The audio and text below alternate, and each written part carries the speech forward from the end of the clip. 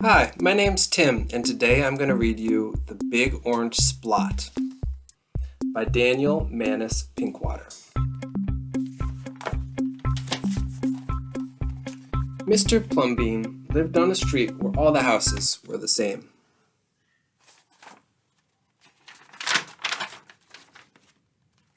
He liked it that way. So did everybody else on Mr. Plumbeam's street.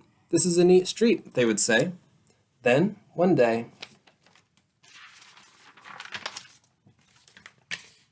a seagull flew over Mr. Plumbeam's house.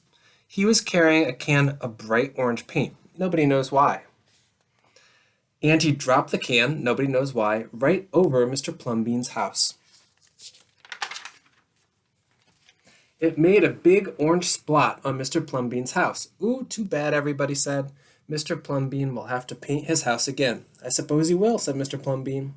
But he didn't paint his house right away. He looked at the big orange splot for a long time. Then he went about his business.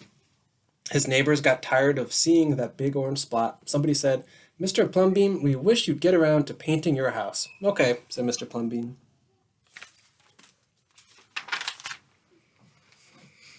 He got some blue paint and some white paint, and that night he got busy. He painted at night because it was cooler. When the paint was gone, the roof was blue, the walls were white, and the big orange spot was still there. Then he got some more paint. He got red paint, yellow paint, green paint, and purple paint. In the morning, the other people on his street came out of their houses. Their houses were all the same, but Mr. Plumbeam's house was like a rainbow. It was like a jungle. It was like an explosion.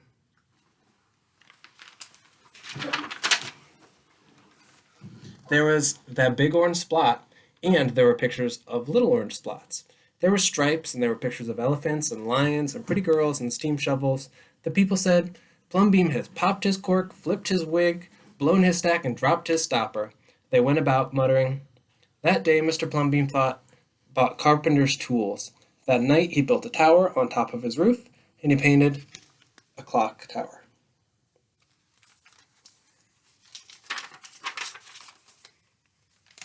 The next day the people said, "Plumbeam has gushed his mush, lost his marbles, and slipped his hawser."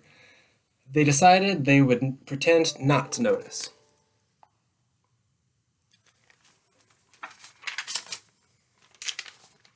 That very night Mr. Plumbeam got a truck full of green things. He planted palm trees, baobabs, thorn bushes, onions, and frangipani. In the morning he bought a hammock and an alligator. When the other people came out of their houses, they saw Mr. Plumbeam swinging in a hammock between two palm trees. They saw Mr. Plumbeam was drinking lemonade.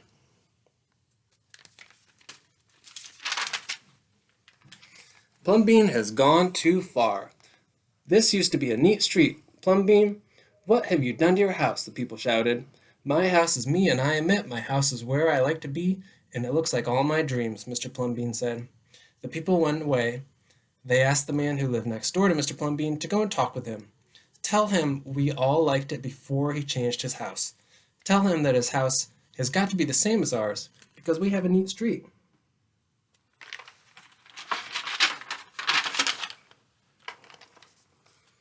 The man went to see Mr. Plumbeam that evening. They sat under the palm trees drinking lemonade and talking all night long.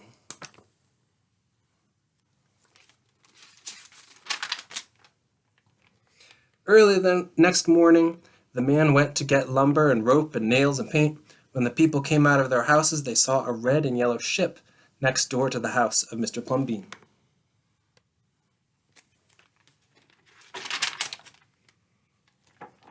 "What have you done to your house?" they shouted at the man. "My house is me and I am it. My house is where I like to be, and it looks like all my dreams," said the man, who had always loved ships. "He's just like Plumbeam," the people said. "He's got bees in his bonnet, bats in his belfry, and knots in his noodle." Then one by one they all went to see Mr. Plumbeam late at night. They would sit under the palm trees and drink lemonade and talk about their dreams. And whenever anybody visited Mr. Plumbeam's house the very next day, that person would set about changing his own house to fit his dreams.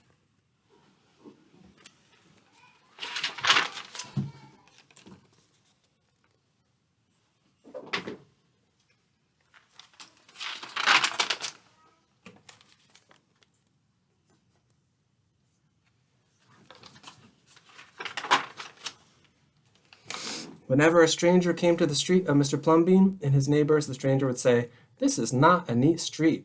Then all the people would say, "Our street is us and we are it. Our street is where we like to be, and it looks like all our dreams."